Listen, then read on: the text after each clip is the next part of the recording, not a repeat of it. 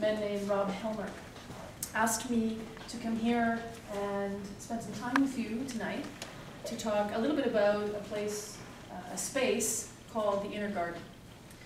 And the reason Rob asked me was because I teach a lot of workshops and I do public talks at the Inner Garden on lots of topics, like Christian said. I'll say more about that in a second. But I just want to tell you a little bit about the Inner Garden and a little bit about why it exists. So there is a saying, an idea, that there is a single cause, one cause, for all human pain, for all human anguish. That all human pain and anguish is the result of a single human decision. And that is the decision to withdraw from one another.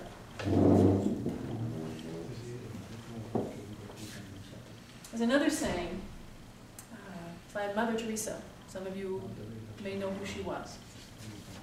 She said, if we have no peace, perhaps it is because we have forgotten that we belong to one another. Well, for me, what these ideas, what these sayings have in common is that they celebrate not only the importance of community and connection, they suggest more than being something to celebrate, more than simply being a nice thing that we get together sometimes as we have tonight. That in fact, for humanity to have peace, for us to be free from anguish and suffering, it is essential that we come together in community. That we build connection one to another, and then one to another we build connections with our families, our communities. And we can see where we ourselves, perhaps, have felt estranged in our families if we have, or estranged from our community. We know the anguish that I spoke of. We know the anguish of others withdrawing from us, and the pain of that in our hearts. The Inner Garden is a space, a room, really, a large room like this. It's located in the 401 Richmond building downtown. And Rob Helmer is the man who organizes this space, who brings people in to do talks and workshops like the ones that I do. And the reason that he has done this is to create a space for community building, for people of all faiths, and for those with no faith whatsoever, to come together in community, to create connection, so that we can know peace together, so that we can create peace together, and so that as a community we can begin to address human anguish and human suffering in the best and fastest way, perhaps, that there is. And that is by not withdrawing, but by remembering that we belong to one another. At the Inner Garden, there are all kinds of workshops, musical performances, public talks of all kinds. They run satsang groups out of the Inner Garden, heart-centered business groups, so business owners, holistic practitioners, and others who run their businesses in a way where we remember from here that we belong to one another. Not just as people who sell products and services to others, but that we belong to one another. And then in the exchange of energy, in a talk, in selling a service, we are affirming that connection, that essential connection between us. In my own work at the Inner Garden, I've done talks, as I said, on grief and loss. I have you may know of a website called meetup.com.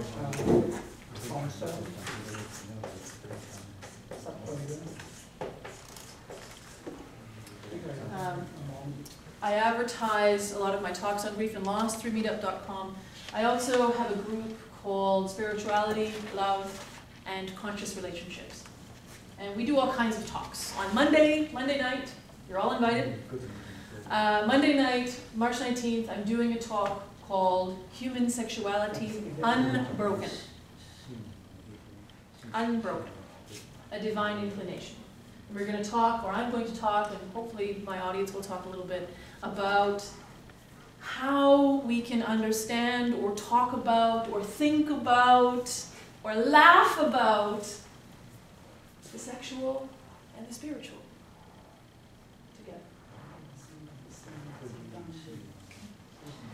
I do other workshops of all kinds. I'm not going to talk to you about them too much right now unless you want to know. You can see them, they're on my website if you want to go there. My website is on my card. What we wanted to talk about tonight as a group, Ming and Mary and Richard and myself at Kenneth's invitation, was to talk about holistic health. Was to talk about ways of thinking about, feeling about, and experiencing health fully, as full human beings. I am not a person with a knee injury. I am not a person with heart disease. I am not a person with cancer, right?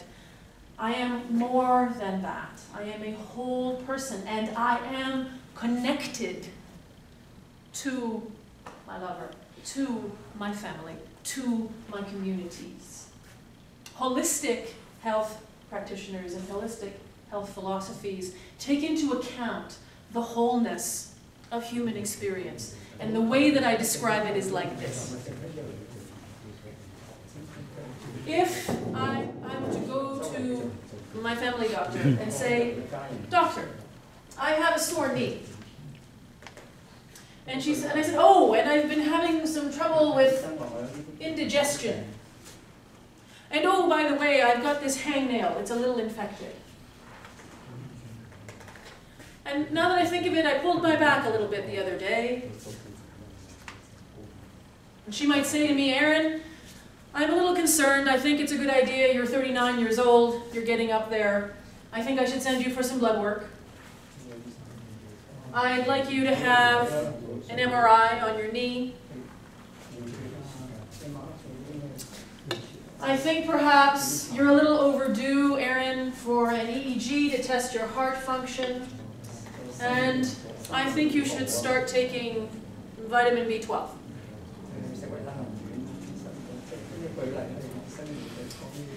Each of these dots is a symptom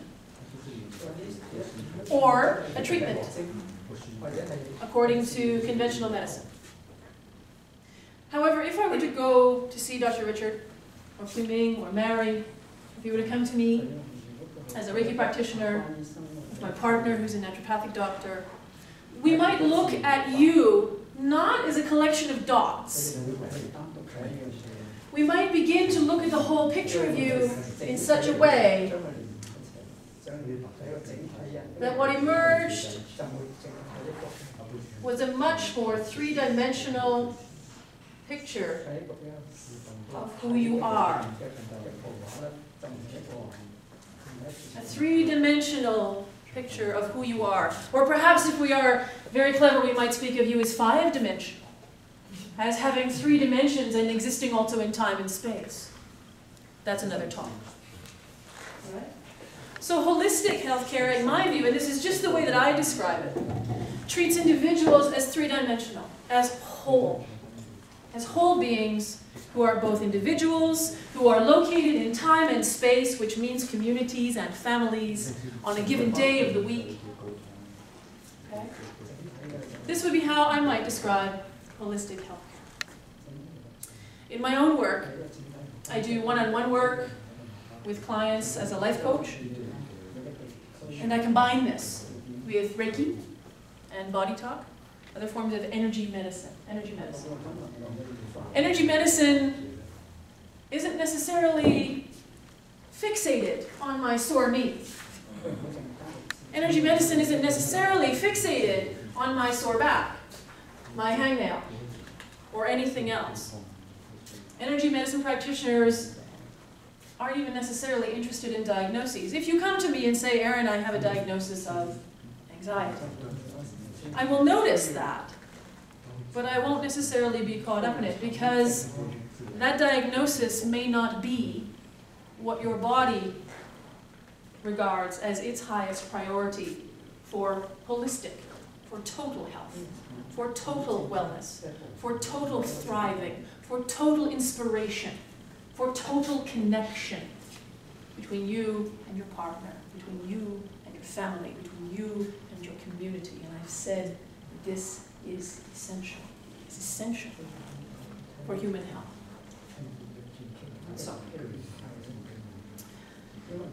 with your permission, the other presenters have asked if I would do a little exercise with you, take you through a little visualization, with your permission.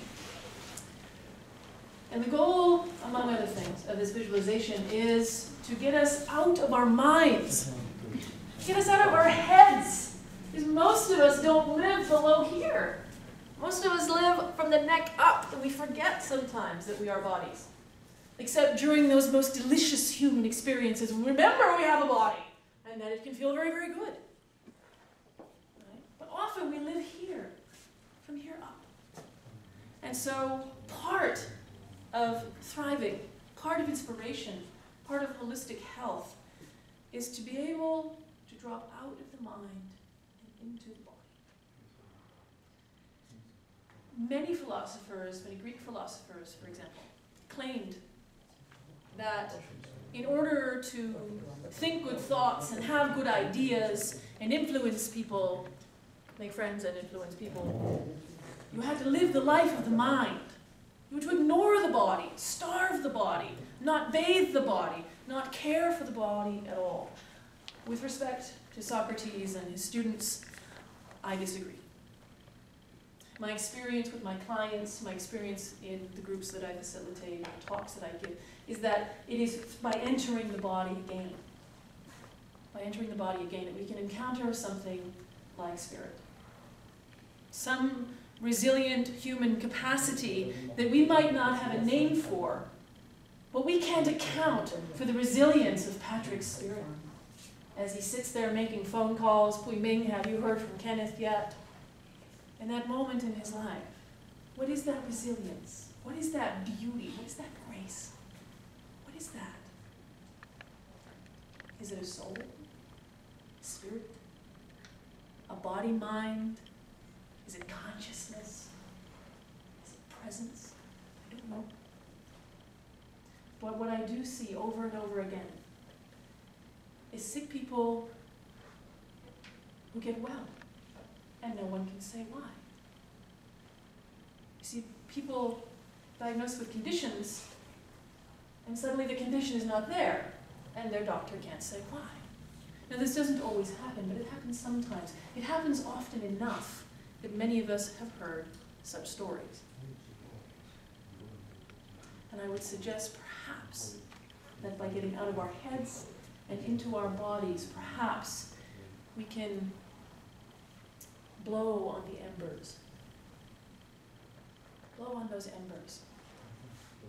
Spark those flames that help us to have health and vitality and passion and inspiration and resilience and grace, whether we are diagnosed with a particular illness or not. And so, with your permission, can we do a visualization together?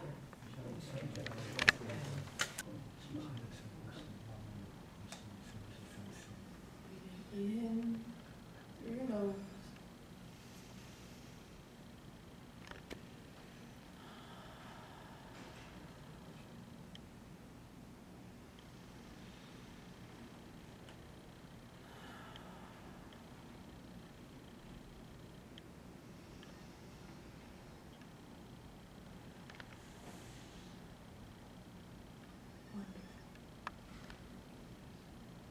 As you breathe in through your nose, keeping your eyes closed, I want you to imagine, to begin to feel and softly focus on the space between your eyebrows. The space between your eyebrows. Softly focusing, softly. Not straining, not reaching. Softly focusing on the space between your eyebrows as you take 3 slow, peaceful breaths.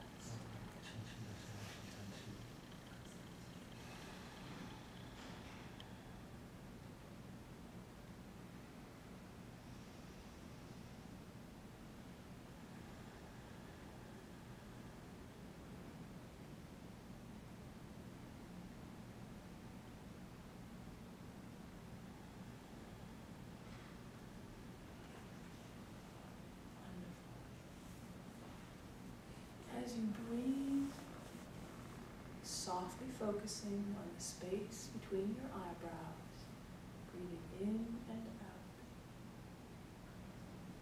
I want you to imagine a feather,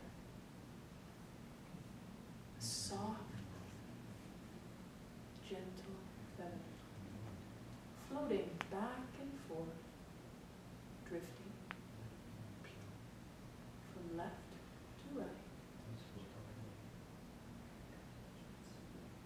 In front of that space between your eyebrows.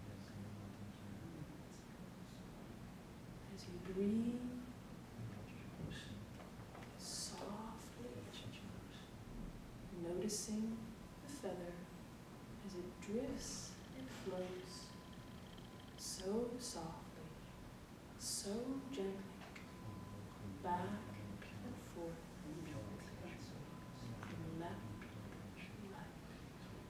Breathing in through your nose,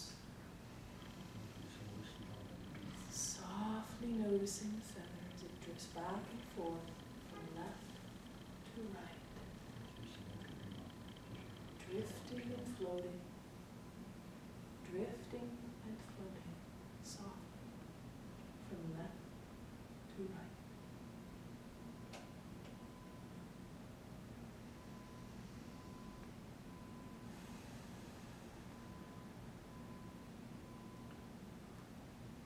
As you watch the feather drift and float, begins to softly, slowly, so slowly drift slightly downwards as it moves back and forth from left to right. Drifting and floating softly, moving downwards slowly, gently, back and forth from left to right. You softly notice the feather as it comes to rest in front of your heart. In front of your heart. It's drifting and floating back and forth so slowly, so gently, back and forth from left to right, in front of your heart, in front of your heart. As you breathe slowly, softly, gently, noticing the feather as it drifts back and forth from left to right. And as you watch the feather moving back and forth from left to right, you continue to breathe deeply in through your nose, out again through your nose for 3 slow, peaceful breaths.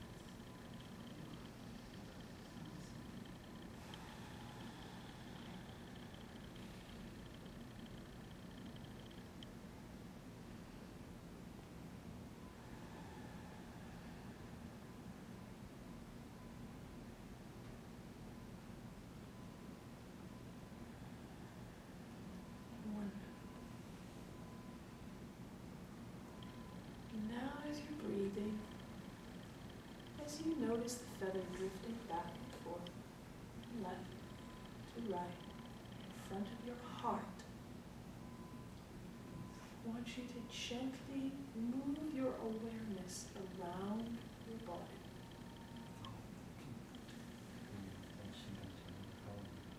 Notice your hands. Notice your right palm. Breathe there in your right palm. Softly, slowly. Notice your left palm. Softly breathe. Gently. Softly noticing your left palm. Moving now softly with your awareness to your feet. Breathing into your heart as the feather drifts and floats. Softly and gently noticing your feet. Breathing. Breathing. Noticing your ankles. Your knees. Your thighs. Breathing. Softly, gently, noticing your hips. Softly, gently breathing, noticing your buttocks, your lower back. Breathing softly, gently, noticing the middle of your back. Shoulders. Softly moving your awareness down your right arm. Breathing slowly, gently. Your right forearm. Softly noticing the tips of your fingers. Of your right hand. Breathing. Noticing your left shoulder. Softly, gently. Noticing your left arm. Your left elbow. Your left forearm. Tips of the fingers on your left hand. Breathing, breathing, slowly, gently. Noticing your abdomen, your stomach, your ribs, your chest, your throat, your jaw, cheeks, your eyelids, your forehead, and breathing like a lotus flower opening into the top of your head.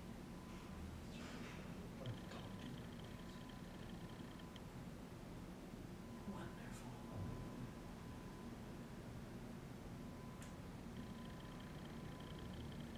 As you breathe, notice anywhere in your body that feels warm or cool.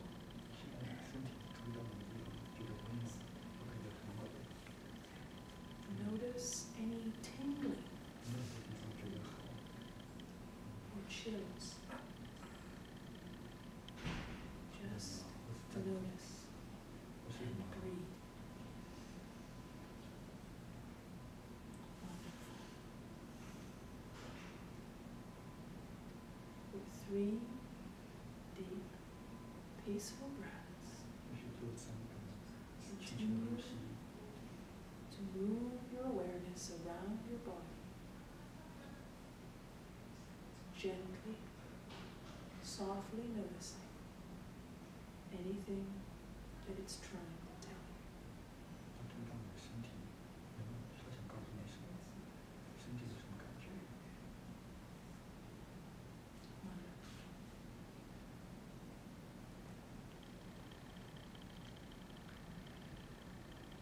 I want you to bring your attention back to the feather that is still drifting and floating in front of your heart. And as you breathe, you notice that the feather starts to move up, slowly, drifting back and forth from left to right, slowly, gently, back up, up, up, in front of that space between your eyebrows. Taking 3 soft, gentle breaths. Softly notice the space between your eyebrows.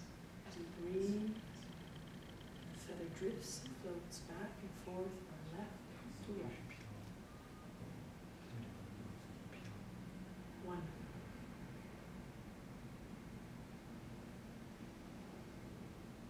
Softly begin to wiggle your fingers and toes.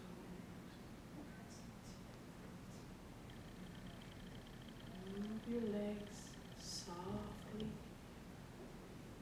Begin to sit up in your chair. Move your body. Softly coming back to the room. When you're ready, you can